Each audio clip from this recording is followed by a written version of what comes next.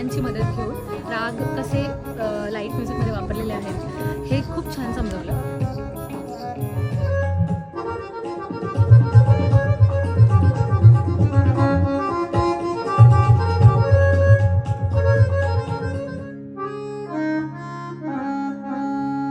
आज मी इतकी खुश आहे की मला समोर काहीतरी असं ट्रेजर असल्यासारखं वाटत होतं.